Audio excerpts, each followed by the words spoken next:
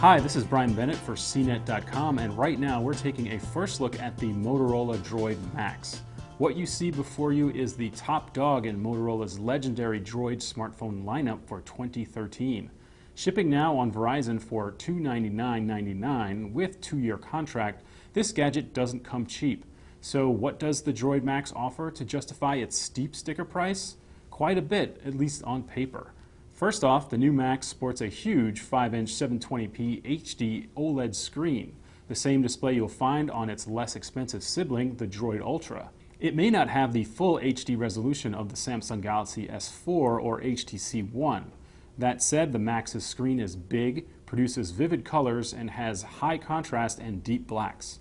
The phone runs Android Jelly Bean version 4.22, not the freshest iteration Android 4.3.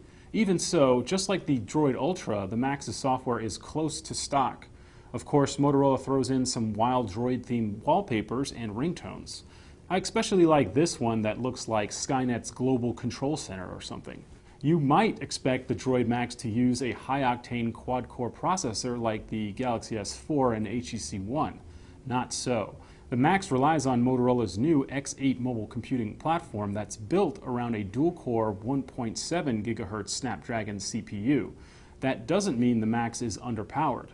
The system boasts discrete quad-core Adreno graphics, along with a processor for interpreting natural language and one for contextual computing. It's the same technology Motorola integrates into its flagship, the Moto X, and the other new Verizon Droids, the Droid Mini and Droid Ultra. As a result, the Droid Maxx feels nimble and responsive. And thanks to Motorola officially becoming a Google-owned company, the Maxx enjoys tight integration with the Google Now advanced search application.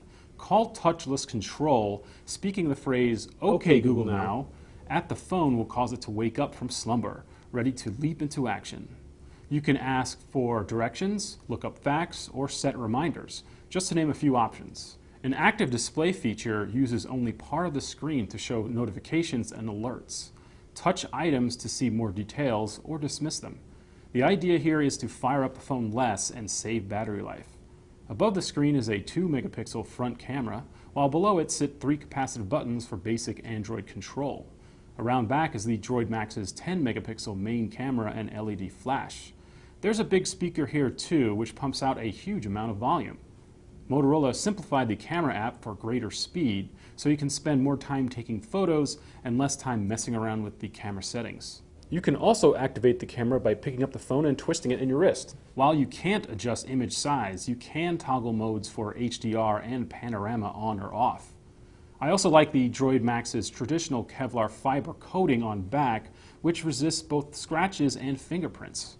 At 0.34 inch thick, the Maxx is remarkably trim, especially considering it packs a ridiculously high-capacity 3500 mAh battery. Tipping the scales at almost 6 ounces, however, the Maxx is hefty. Motorola says the Maxx's enhanced battery provides a long 48 hours of mixed usage. It is not removable though, so you can't swap in a fresh battery in a jam. The Maxx also comes with 32 gigabytes of internal memory. Unfortunately, the phone lacks an SD card slot to add additional storage. And like all the new Droids, the Droid Maxx links to Verizon's 4G LTE network for fast data. I'm Brian Bennett for CNET.com, and this has been a first look at the Motorola Droid Maxx.